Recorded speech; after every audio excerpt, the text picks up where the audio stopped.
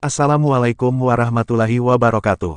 Ini adalah video aksi nyata, penguatan transisi PAUD ke SD yang menyenangkan, di awal tahun ajaran baru, khusus untuk jenjang SD.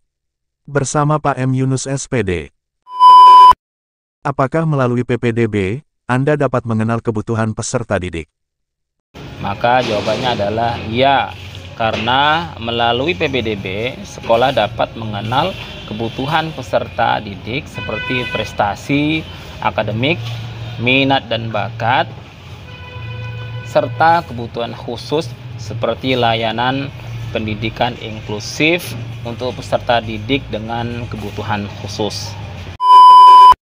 Apa dampak melakukan tes Calistung kepada anak di masa PPDB?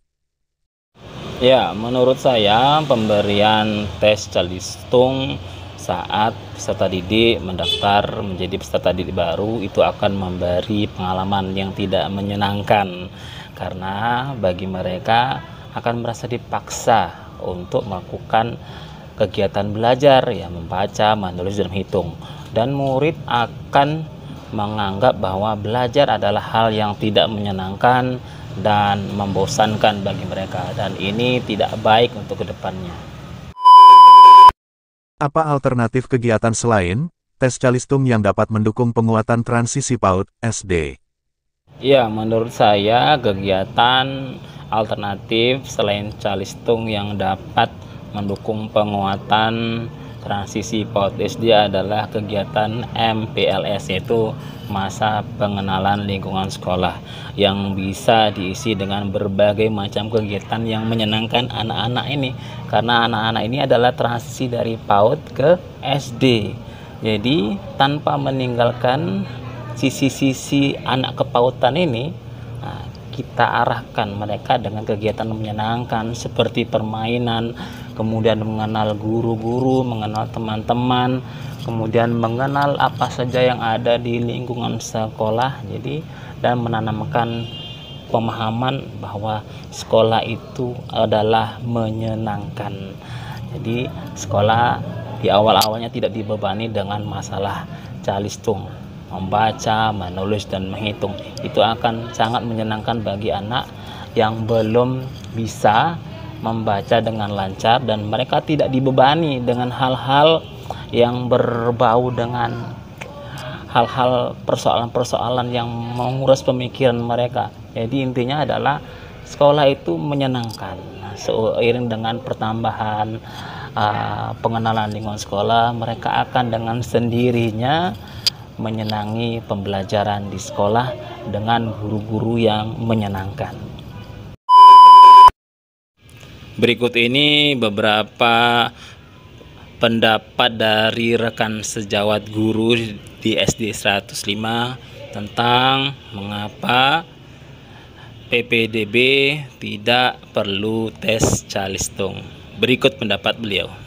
Mengapa PPDB tidak menggunakan tes Calistung lagi? Iya, setiap anak yang masuk usia sekolah wajib untuk mendapatkan layanan pendidikan. Tetapi jika dia masih dibebankan lagi untuk tes Calistung, tetapi dia belum mampu untuk tes tersebut, menjadi beban pada dirinya. Beliau akan memberikan opini mengapa tes PPDB tidak perlu lagi tes Calistung. Silakan, Pak. Oke, karena yang saya dapatkan informasi dan saya baru ketahui juga, ternyata dari di Permendikbud nomor 1 tahun 2021 itu secara tegas sebenarnya pemerintah itu sudah melarang adanya tes Calistung di sekolah untuk anak yang baru masuk.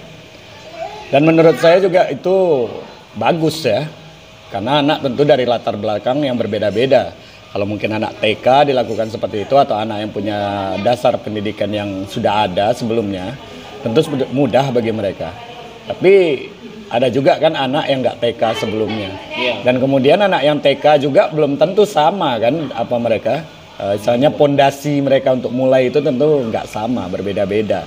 Daya tangkap anak segala macamnya tentu berbeda. Jadi karenanya saya setuju saja kalau sekarang ini PPDB tidak melibatkan lagi atau tidak menggunakan lagi calistung. Nah, mungkin ya demikian saja mungkin pendapat saya ya. Mohon maaf. Oke, sama-sama. Warahmatullahi wabarakatuh. Perkenalkan, saya Mimi Indrawati, rekan sejawat dari Bapak M. Yunus. Saya akan mencoba menjawab bagaimana menurut saya kenapa PPDB itu tidak harus baca, tulis, dan berhitung lagi, tes calistung ya.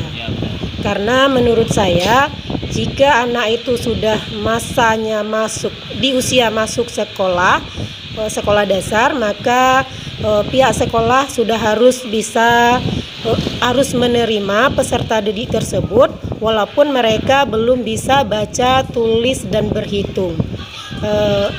Tes itu tidak terlalu memberikan pengaruh terhadap peserta didik dalam hal kesiapan dia untuk menuju dari masa transisi PAUD ke SD. Jadi kesiapan anak bisa dari segi sosial, kematangan mental dan spiritualnya, bukan hanya dari baca, tulis, dan berhitung.